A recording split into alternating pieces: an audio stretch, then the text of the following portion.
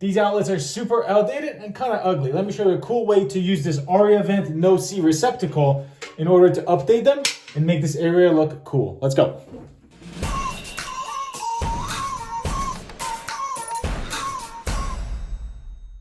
First thing you gotta do, make sure that you turn off the circuit breaker to that outlet. All right, next what we have to do is take apart the old box, and then we have to get the actual electrical box out of the wall because it's going to be in the way. If you have nails that it was nailed in, what you want to get is either a pry bar or you want to get a big screwdriver and then just punch it out. Then we're going to take our Aria no-see receptacle that's made out of two parts, trace off the bigger part, and then get a really nice tight cut. The better the cut is, the cleaner the install will be and the less patching up that you have to do then with the compound. Get that in there and use 2 drywall screws to actually secure it in place, and that is part 1 of what you have to do with this no-see receptacle. Next, what you have to do is just put everything back together. What I did before I took everything apart, I took a couple of pictures of where the wiring went. This way I didn't get confused with what I had to do. So now when we're assembling everything back together, I just replicated what the picture used to look like, and then everything worked out on the first try.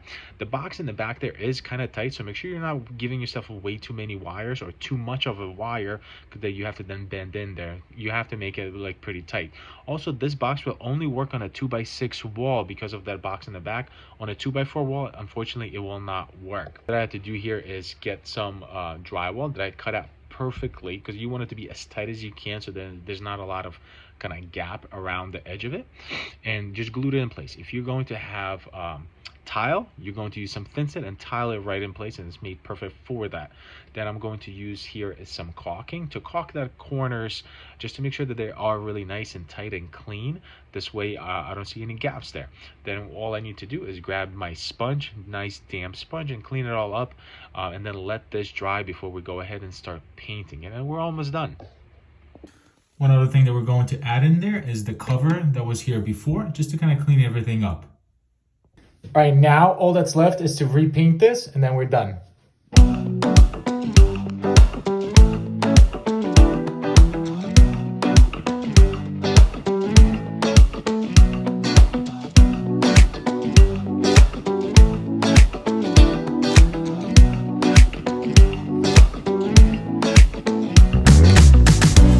And that is your final result. Really happy how this turned out.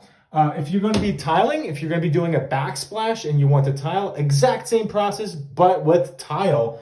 Also, obviously, if you don't feel comfortable doing electrical at your own house, hire an electrician. That would help. They can come in and basically do the entire thing for you. All you have to do is paint it or tile it or finish up this little cover piece right there.